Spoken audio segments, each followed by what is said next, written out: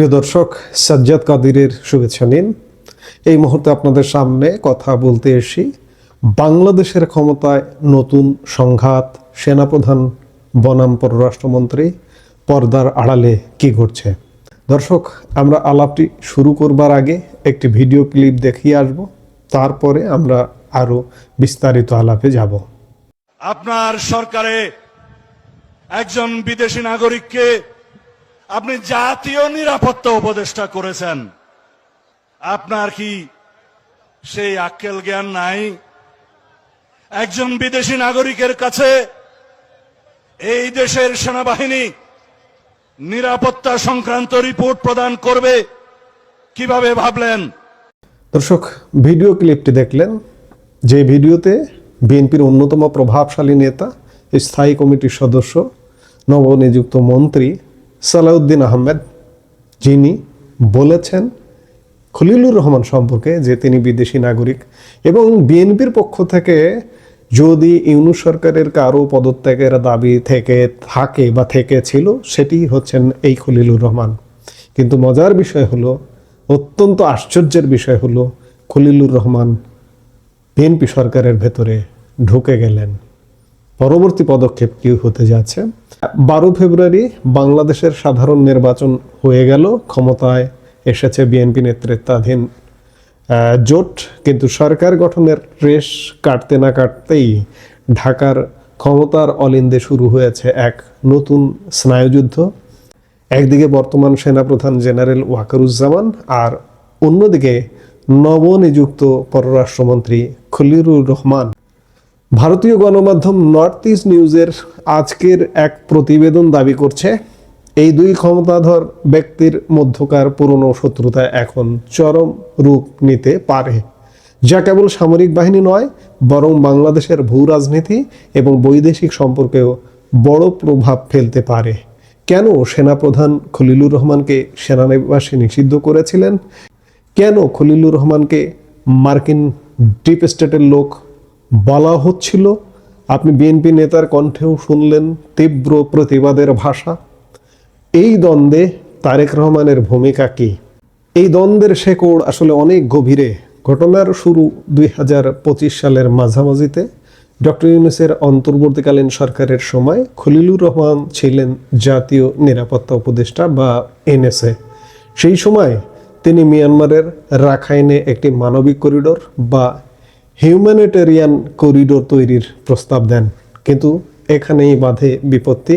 সেনাপ্রধান জেনারেল ওয়াকারুজ্জামান এই প্রস্তাবের তীব্র বিরোধিতা করেন। নর্থ ইস্ট নিউজের তথ্য মতে জেনারেল জামান সরাসরি ক্ষোভ প্রকাশ করে বলেছিলেন, কোনো রক্তক্ষয়ী করিডোর হতে দেওয়া হবে না। সেনাবাহিনী মনে করেছিল এই করিডোর বাংলাদেশের নিরাপত্তার জন্য চরম হুমকি হয়ে দাঁড়াতে পারে।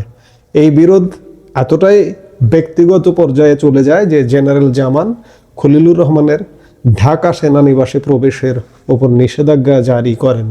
ভাবুন একবার, একজন নিরাপত্তা উপদেষ্টার জন্য সেনানিবাসের দরজা বন্ধ করে দেওয়া হয়েছিল।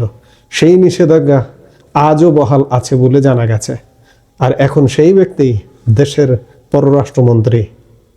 নির্বাচনের পর যখন মন্ত্রী পরিষদ গঠনের নানা রকম জল্পনা কল্পনা চলছিল, তখন খলিলুর রহমানের নাম তালিকার কোথাও ছিল না। এমনকি বিএনপির সিনিয়র নেতারাও জানতেন না তিনি মন্ত্রী হতে যাচ্ছেন।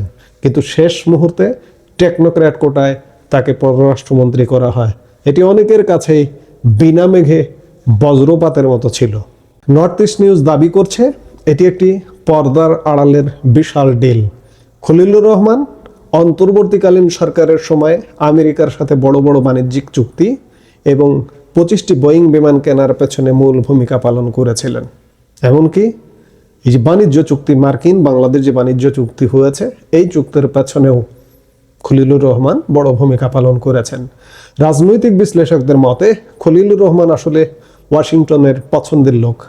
তার এই অন্তর্ভুক্তি প্রমাণ করে যে তারেক রহমানের সরকারের ওপর মার্কিন ডিপ স্টেটের একটি শক্তিশালী প্রভাব রয়েছে।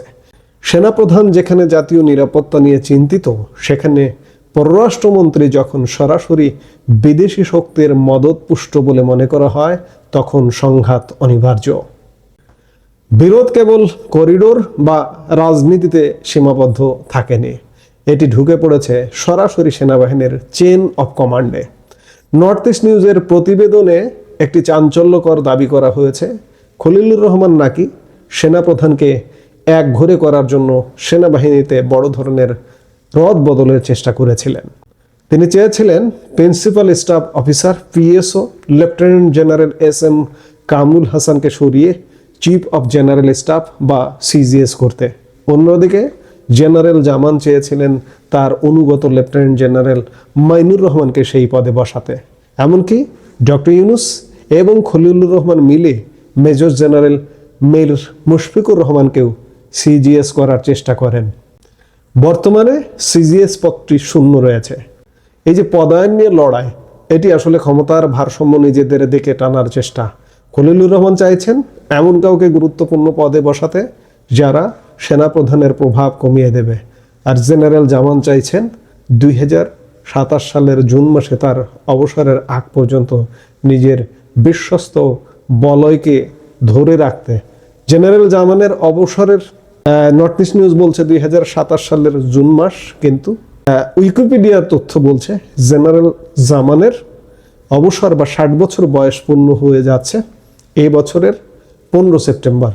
কাজেই তিনি যদি 15 সেপ্টেম্বর অবসরে যান কিংবা 27-এও যদি যান, তার ক্ষমতা সুসংহত করার জন্য তিনি যা চেষ্টা করার সেটি অবশ্যই করবেন একজন সেনাপ্রধান হিসেবে।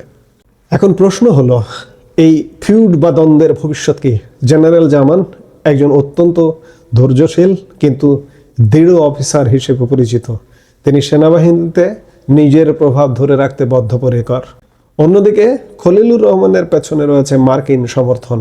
যদি এই দ্বন্দ্ব বাড়তে থাকে, তবে বাংলাদেশের পররাষ্ট্র নীতিতে এক ধরনের অস্থিরতা দেখা দেবে। একদিকে ভারতের সাথে সম্পর্কের ভারসাম্য, অন্যদিকে মিয়ানমার ইস্যুতে সেনাবাহিনীর কঠোর অবস্থান। এই সব কিছুর মাঝখানে পররাষ্ট্রমন্ত্রী ও সেনাপ্রধান যদি দুই মেরুতে থাকেন, তবে সরকারের পক্ষে স্থিতিশীলতা বজায় রাখা কঠিন হবে। অনেক প্রতিরক্ষা বিশ্লেষক মনে করছেন সেনাবাহিনীর সিনিয়র জেনারেলরা খলিলুর রহমানের বিরুদ্ধে একটি ইউনিফাইড রেসপন্স বা ঐক্যবদ্ধ অবস্থান নিতে পারেন। অন্যদিকে অন্তর্বর্তী সরকারের ছায়া যখন বিএনপি সরকারের মধ্যে ঢুকে গেল, মানুষ প্রত্যাশা করেছিল একটা ফ্রেশ পরিষ্কার একটা বিএনপি সরকার হবে, কিন্তু সেই প্রত্যাশার পারদটা কিন্তু খলিলুর রহমান নিয়োগ পাওয়ার মাধ্যমে নেমে গেল।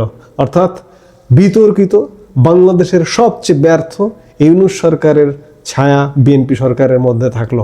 এখন অনেকে আবার প্রশ্ন করছেন যে এই ধারাবাহিকতায় কি ডক্টর ইউনূস রাষ্ট্রপতি হতে যাচ্ছেন?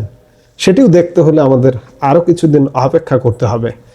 বাংলাদেশের ক্ষমতার এই দড়ি টানাটানি কেবল শুরু।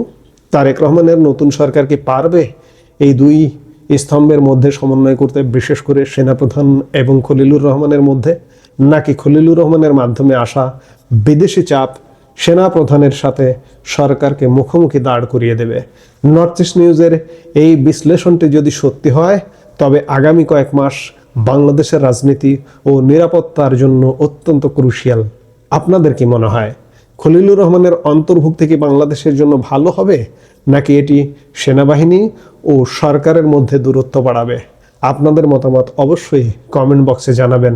এই মুহূর্তে এ পর্যন্তই। সবাই ভালো থাকুন, সুস্থ থাকুন। আমাদের ভিডিওগুলো নিয়মিত পেতে সাবস্ক্রাইব করুন Sajjad Kadir and the legends YouTube channel এবং লাইক, কমেন্ট, শেয়ার করে সাথে থাকুন।